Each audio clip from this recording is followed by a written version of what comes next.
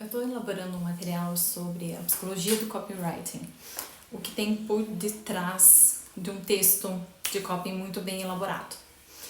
E existem aqueles conceitos que todo mundo dentro desse meio já conhece, de prova social, escassez, né? O que popularmente nós chamamos de gatilho. Eu particularmente não gosto da palavra gatilho porque me remete a uma coisa assim meio invasiva, violenta. Eu penso mais em premissas do texto, né? Premissas de um copy bem feito. E eu cheguei na parte que estou escrevendo sobre o conceito de autoridade. Se a gente pensa numa empresa que trabalha com produtos físicos, por exemplo, a Nike é uma empresa que já construiu a sua reputação ali por meio dos seus produtos. Ela tem anos de mercado, são produtos conhecidos, muito consumidos. E eu estava pensando com relação aos produtos, aos infoprodutos, né, os produtos digitais. A diferença dessa construção de autoridade, o quão lenta essa construção é e o quão complexa ela é, porque é muito mais difícil você testar um produto que é feito por alguém com base na experiência da pessoa do que um produto físico.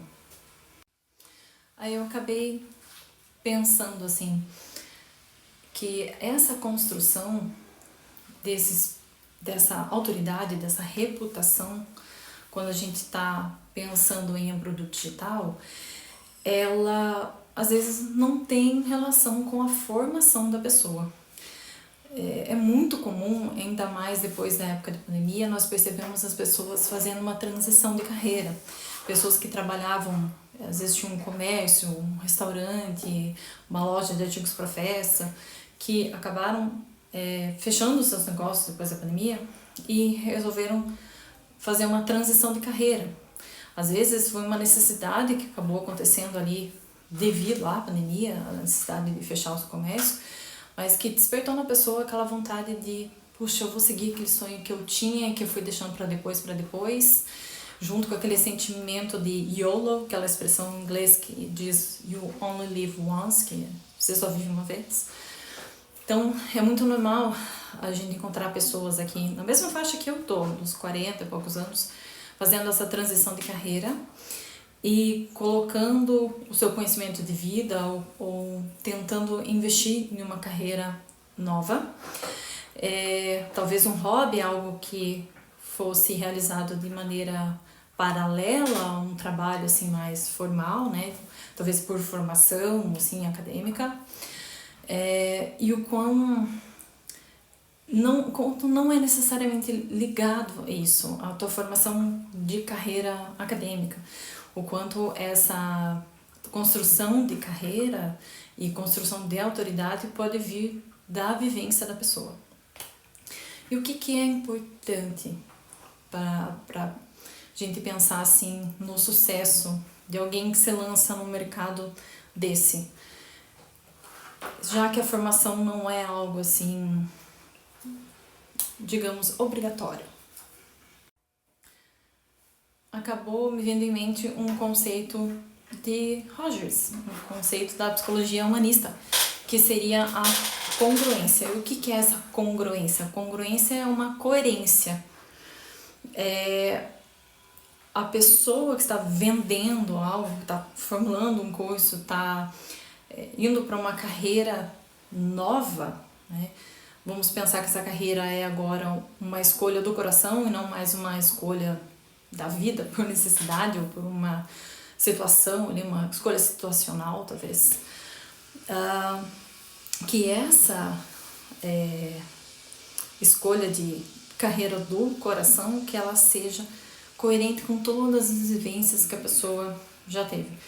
Às vezes alguém gosta muito de animais, gostou a vida inteira de animais, tem muito trato com gato, cachorro, muita experiência e resolve fazer um curso sobre adaptação de gatos, sabe? Você tem um gatinho, você acaba adotando outro, para evitar aqueles primeiros conflitos do convívio de um bichinho com o outro, a pessoa vai lá e desenvolve algumas técnicas e testa com seus animais, testa com os animais de alguns amigos e percebe que aquilo dá certo e a pessoa resolve se especializar um pouquinho mais e passar essas técnicas para frente e validar com outras pessoas e acabar transformando isso numa forma de renda, né?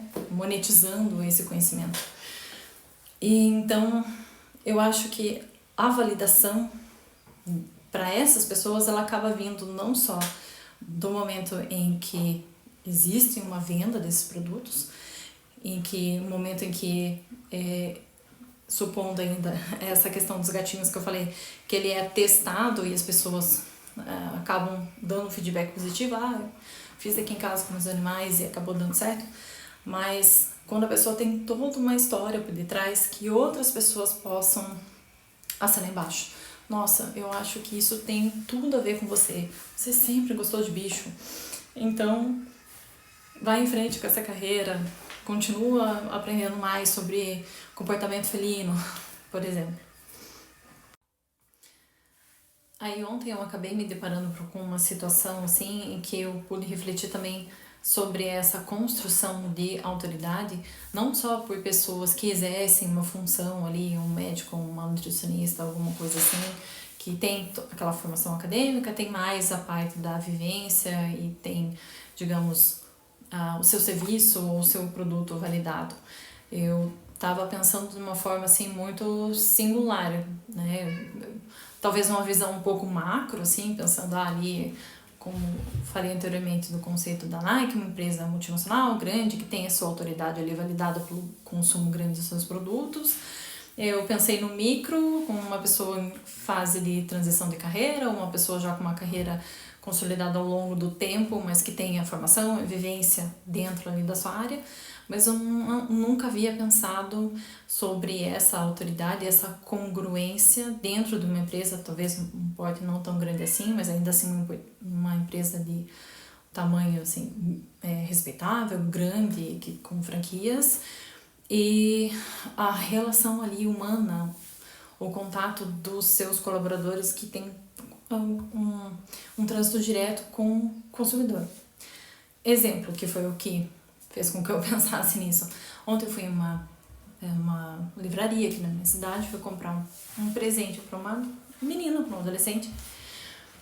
Gosto muito desse tipo de literatura, infanto-juvenil, romances já, né, estilo Colin Hoover, a Taylor Jenkins Reid, mas eu não queria comprar um livro assim que esteja hypado, como a gente fala, né, mas eu queria sugestões. E veio uma atendente super querida e começou a me mostrar ali, olha, tem esse, e passando a sinopse dos livros. Eu acabei me interessando por um e levei. E aí eu saí encantada dali. Falei, puxa, ela não é só uma vendedora, ela não estava interessada só em me entregar a fichinha ali com o código dela e ganhar a comissão depois que eu passasse no caixa. Ela estava interessada em vender para mim algo que a pessoa que vai receber o presente vai gostar. Ela estava interessada em vender a história do livro. E isso, uma vendedora assim, dentro de uma livraria, é super coerente, é super congruente, tem a ver ali com o serviço que eles estão prestando, mas se fosse, não tinha essa necessidade, eu ia levar um livro, eu poderia virar a contracapa e ler a sinopse, mas ela fez isso por mim, ela me explicou, ela fez com que eu comprasse a ideia do livro antes de ler, né, pensando assim, nossa, vai ser um presente legal. Então, aí eu pensei em outra faceta da autoridade, né? Essa congruência, essa autenticidade, a gente vender não só pensando assim